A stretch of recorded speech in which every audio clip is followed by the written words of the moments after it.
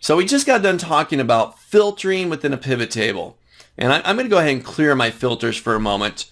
I'll go back to my row labels here, the little drop down, and I'm going to clear the filter. That's off of the type, and I'm going to do the same thing for my salespeople. And I'll go up here to my month, and I'm going to clear those out as well. I'll just go back to all. Now, again, a very accessible way to filter the pivot tables, little drop down arrows, just like you filter anything else inside of Excel. Well, you know what? This is great, but we do need to know a little bit about a filter command within Excel to perform these operations. I want to make this even more accessible so that anybody that comes into my Excel pivot table can jump right in there, doesn't have to know anything about filtering inside of Excel, and they can perform a filter on my pivot table. When the 2010 edition of Excel was released, Microsoft developed a tool called the Slicer. And the Slicer is a more robust and more accessible interface to filtering the results of your pivot table. Take a look. This is how you create and work with a pivot table slicer. So first step, I'm going to click into my pivot table. Doesn't matter where.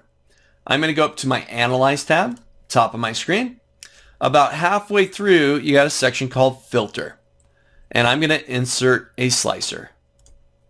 So first step here, as I insert a slicer, I now get to pick how do I want to slice or how do I want to filter my pivot table. Well, you know what? I've got product and salesperson out there already. I got month. Let's grab the region. I'll select region. I'm going to hit OK. And this is my slicer.